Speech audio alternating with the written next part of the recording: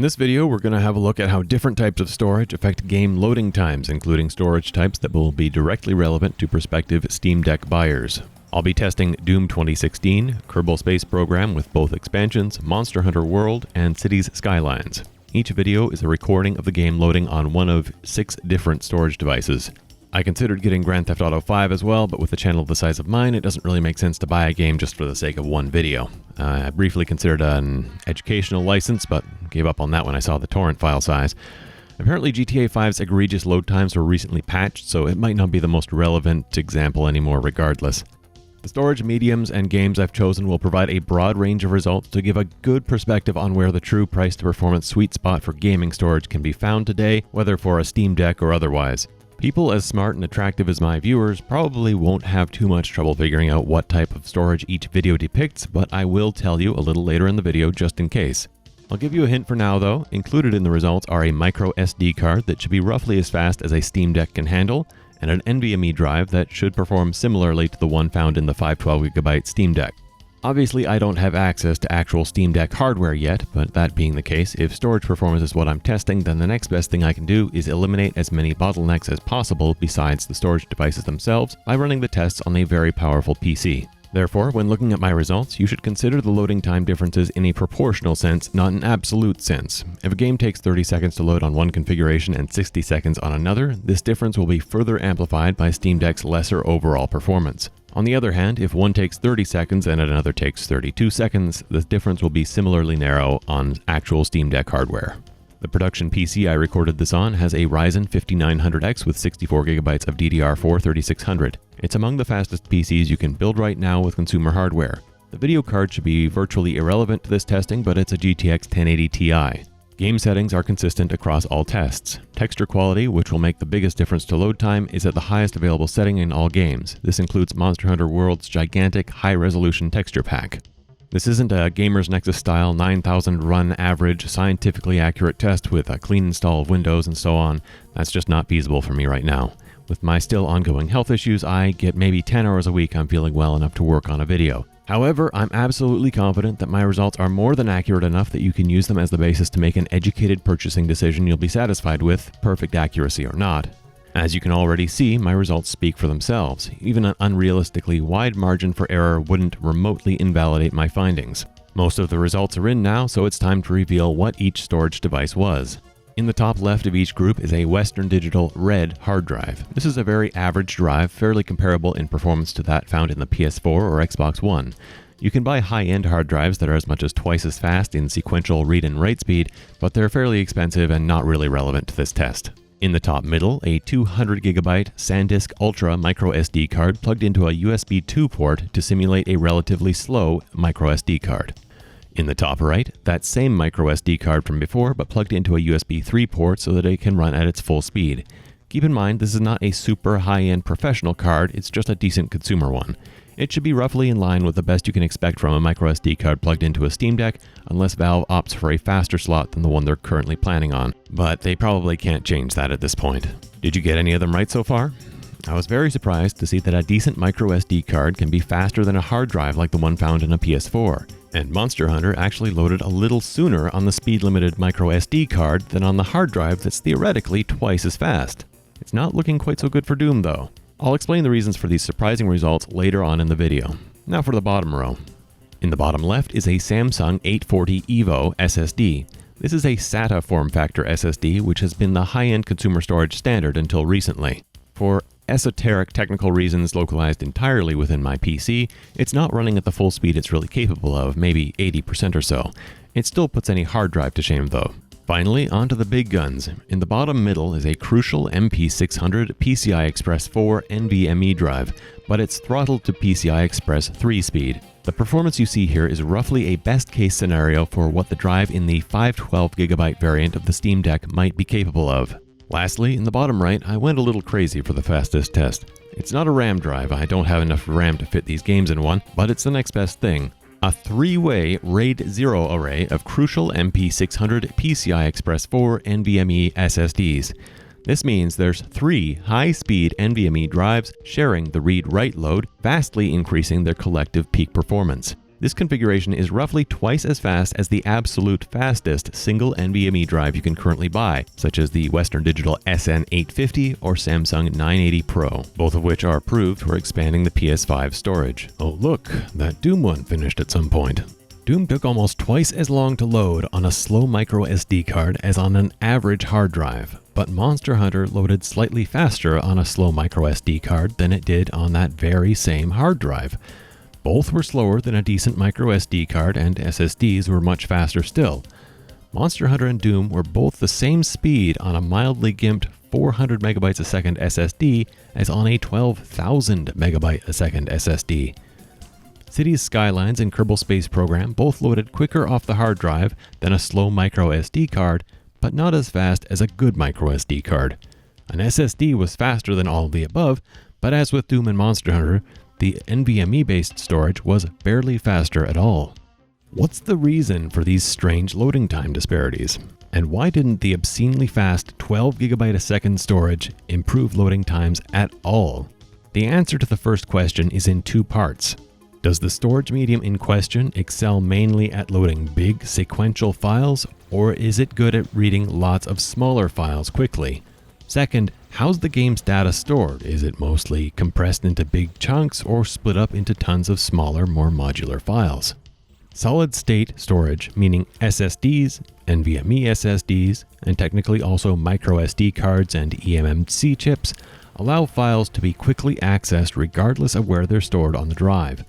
Files can even be split up into little chunks and spread across the drive, and they won't dramatically reduce performance. Hard drives aren't solid state, they have moving parts. If a game's data is mostly stored together in big chunks, a hard drive can read them very quickly.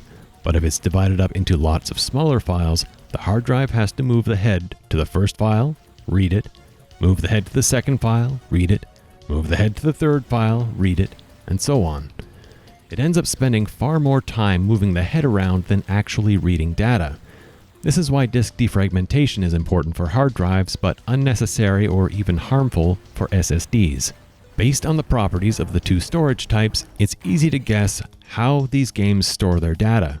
Sure enough, Kerbal Space Program and Cities Skylines, both Unity games, divide their data into tons of tiny files that all have to be read when the game first loads. Monster Hunter also has lots of little files, but these are kept compressed into a small number of large asset collection archives that are partially loaded on demand as needed. Monster Hunter's archives seem to be stored and loaded in such an unpredictable way that the slow microSD card's top speed disadvantage versus a hard drive can be overcome by its ability to much more quickly read new files. Kerbal Space Program isn't as bad this way, which honestly shocked me. I had to throw out a whole page of my script because I expected the Monster Hunter and KSP results to be the opposite of what they are. Usually, when a game has its assets all packed together into a smaller number of huge archives, the data is carefully arranged within it in such a way that it's stored in the same order that the game will likely need to read from it. So, for example, everything from the title screen will be stored together, everything from a given level or environment will be together in another section, and so on. This minimizes seek times on a hard drive, and apparently Capcom didn't do this very well, at least on PC. However, it's clear id Software did, in part because of the id Tech 5 engine's aptly named megatexture technology, which stores the textures for entire expansive environments in a single massive file. Where Monster Hunter could potentially have a unique texture to load for each plank of wood, in id Tech 5 the entire hub area could come from a single texture. The loading times for the hard drive and slow microSD are almost perfectly in line with their respective sequential read speeds, and the fast microSD card is only a little faster than the hard drive despite having 10 to 20 times faster non-sequential read speeds. All of the above are handily beaten by the SATA SSD, but again, probably more because of its faster sequential read speeds than non-sequential. So, that's why load times aren't what you'd expect from only looking at sequential read speeds. But why is there a grand total of 1 second saved on this entire project, going from loading on a single partly crippled NVMe drive to an array of 3 of them working together at full speed? Just looking at the numbers, it should allow games to load in as little as a quarter of the time. Is it because the non-sequential speeds aren't much better? No. as we know from earlier, if that was the case, Doom would still load significantly faster. The problem comes from how data is loaded. Hard drives have been the best choice for data storage for the last few decades. Even today, while SSDs have a clear speed advantage, you can have a hard drive several times larger at the same cost. Since this meant the practical limit to how fast data might ever need to be read, for consumer purposes at least, was generally in the range of 100 to 200 megabytes a second, optimizing how read data is processed hasn't really been a concern until recently as SSDs have entered the mainstream. With SSDs, instead of 200 megabytes a second at the high end, 500 is a very reasonable expectation for an average PC. A high-end PC might be more like 3,000, 6,000, or indeed 12,000 megabytes per second. But this data is still being processed the exact same way as when storage was the bottleneck. The CPU requests data from storage, the storage sends it to the CPU decodes it and loads it into RAM, and from RAM it might actually be put to use, or if it's texture data it might further get moved into the video card's VRAM. The new consoles have a different approach. I might fudge things here a little bit, but I'm pretty sure I'm getting the broad strokes correct. On PS5, the CPU requests data from storage, the storage controller automatically decompresses assets on the fly to avoid disturbing the CPU, and the resulting data is loaded into the CPU/GPU's shared RAM for games to use. This process is so fast, it's possible to completely fill the PS5's RAM with game assets from storage in a matter of seconds. On Xbox Series S and X, it's much the same. The CPU requests data from storage, it's decompressed using dedicated hardware which mostly leaves the CPU open to continue running the game, and the data is loaded into the CPU/GPU's shared RAM. The Xbox version isn't quite as fast as the PlayStation version, but it's still a huge leap in performance. Microsoft is promising that this technology, which they call DirectStorage, will also come to PC at some point in the future. But do you see the problem I do? Both of the above examples include dedicated decompression hardware, separate from the CPU. As far as I know, nothing like that exists on PC. I don't remember the exact quote, but I remember Microsoft saying something to the effect of, the Xbox decompression hardware does the same amount of work as 4, maybe 5 CPU cores. I can't remember exactly. So, are we going to have to wait for a new generation of CPUs or motherboards before we get this on PC? If perhaps that decompression hardware can be located on the GPU, which again, I'm not aware this currently exists, as far as I know, on PC there's no direct route between the storage and the video card. All data is routed through the CPU, so sending still compressed texture data directly to your GPU to decompress locally isn't technically possible either. The CPU still has to touch it at some point. It's all very confusing, and I have a feeling we're going to be in for some bad news about direct storage limitations on PC when it finally arrives later this year, in theory. But who knows, maybe I'm overthinking it. That's all in the future though. The question was, why ultra-fast storage doesn't give me correspondingly ultra-fast load times? And the answer is that currently fast storage can't be fully utilized on PC. No matter how fast your storage is, the data coming from it has to be decompressed, decoded, and sent where it needs to go before it can be used. And my CPU, the first or second fastest consumer CPU out there right now, is too slow and can't keep up.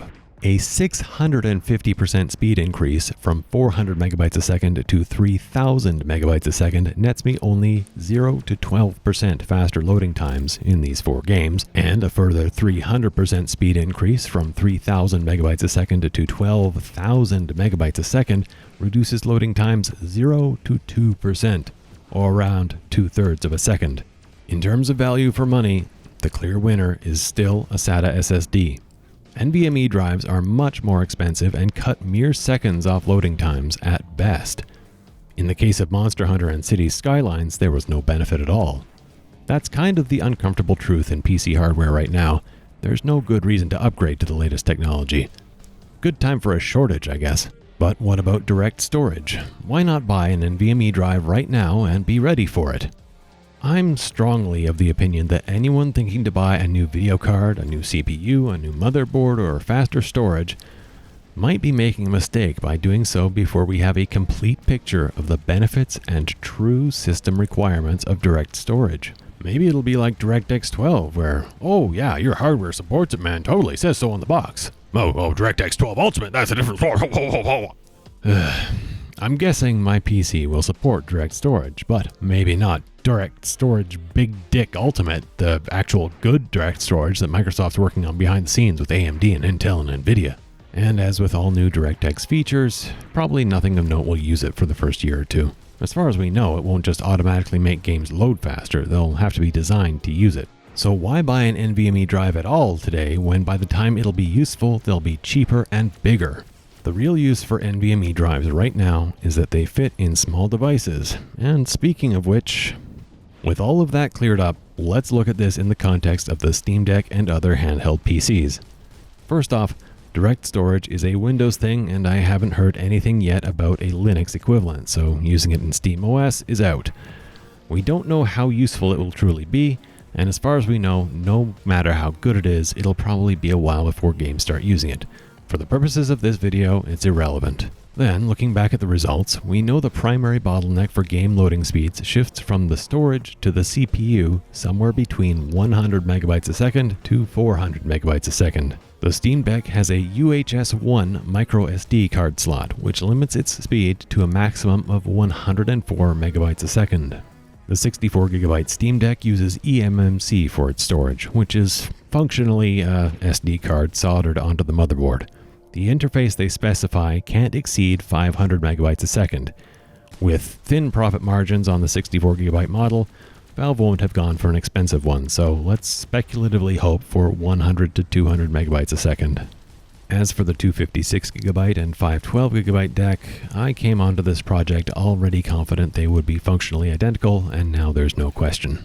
The 512 model is faster because it has 2 memory chips on its NVMe stick instead of 1, not because Valve thinks there's any real-world benefit to increased speed.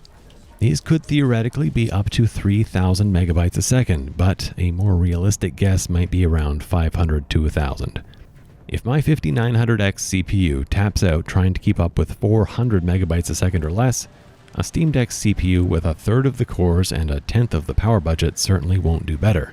Pick either one, they'll perform identically. The $400 64GB model is incredible value, but that's not a lot of storage. You'll probably only have around 30 to 40 gigabytes actually usable. Whether using the built-in storage or a microSD card, load times in some games could easily be twice as long as on the higher-end models. Since we don't know what's involved in upgrading the storage, I wouldn't buy one with the expectation of upgrading it myself later. Are you really going to want to play gigantic AAA games on a handheld anyway, though? If you're only playing smaller games, then the load times won't be so bad anyway, and you'll be able to fit a dozen or more games in the internal storage alone. The $530 256GB model seemed like the sweet spot to me. It'll have all the speed of the 512 and probably at least 220 gigabytes or so of usable storage. Even as games balloon in size, that's enough for several large games and tons of small ones. Then there's the microSD card slot. You can always install more games to it and copy them to internal storage when you're ready to play them. The $650 512GB model, oof, that's getting to be a lot of money for the luxury of playing video games while I take a fat shit, or for something to whip out in front of company when I want them to leave. I have other options after all. While its price isn't unreasonable, it's becoming difficult to justify. $120 extra just so I can have twice as many games to not actually be playing at any given time? Look, real talk, I'm going to be playing Recettear on this thing. I'm buying this to play Recettear, and maybe some other games, I guess, but Steam Deck to me is functionally for playing Recettear, and so I can stop rebuying games on Switch. Even scamming them claiming I live in Argentina, I've spent a shameful amount of money rebuying games I already own better versions of, and I need that to stop. I'll probably play things besides Recettear eventually. That's going to be a good first week, though. I don't know where else to address this, so I'm sticking it at the end.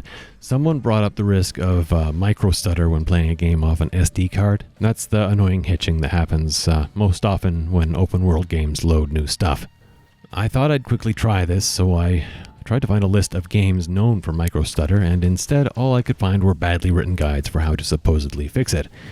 From my own experience, the first game that came to mind when I think of microstutter is, of course, Stalker. So I tried running it just now off the same microSD card I did my load time testing with, and it actually ran totally fine. I was genuinely surprised. It seems like microstutter is about more than just your storage. Well, that's about it for the video. It looks like I've covered just about everything I wanted to. I want to stress one last time, the Steam Deck will take longer to load these games. It doesn't have a 150 watt 12-core monster CPU at its heart, but the relative differences I'm demonstrating will be proportionally similar. Your takeaway from this video should be X is Y% faster than Z, not X is Y seconds faster than Z. This video was really time consuming to make and I don't have a lot to spare, so if you see people discussing Steam Deck or other storage speed stuff, I'd appreciate it if you could link them here for a definitive result. I'm making a whole series of videos on the Steam Deck, I think 4 in all, maybe 5, and I don't know what order I'll be uploading them in. If you'd like to see the rest, I'll be adding them to a playlist at the end as I finish them. Is there a way to notify people when I upload things? Probably not, right? Video over.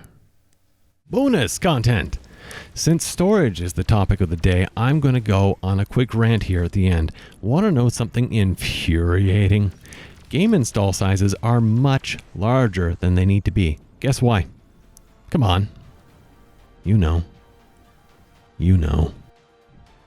Yes, as ever, it comes back to the PS4 and Xbox One being absolute irredeemable dog shit. Developers are so desperate to eke out just a little bit more performance from those overdeveloped netbooks that they decided to store their game's audio uncompressed because it takes slightly less work to play it. The uncompressed mono, not stereo, mono voiceover for the first 5 minutes of this video comes to 42 megabytes. With lossless compression, that would be 26 megabytes. With lossy compression, virtually indistinguishable from the original, it would be just 3 megabytes, a 93% reduction in file size. But that's just 5 minutes of voiceover. There's also music, sound effects, the audio tracks for pre-rendered video, and of course, all the voiceover probably supports multiple languages, so in a global release, that 42 megabytes might turn into more like 400. It gets worse. Remember my talk earlier about how games often store assets together as a group if they're likely going to be needed together in order to reduce the amount of time a hard drive has to waste searching for files? It's also common practice to repeatedly store the same asset multiple times, again and again, for each time it might be needed during a game, just to help alleviate slow console hard drive seek times.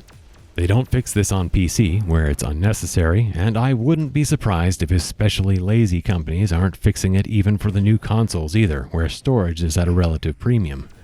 How big is that new Call of Duty? 200 gigabytes? This is going to largely continue until companies move on to developing exclusively with PS5 and Xbox Series consoles in mind, where there's finally a reasonable amount of performance on tap, and storage capacity is the new limitation. If you stuck with me to the end here, thank you very much. I did not think this would be quite so long. I recorded 3 minutes of gameplay of Descent, and I thought that would be tons to lay over the back of this. 3 minutes, I can cover this in 3 minutes. Good God.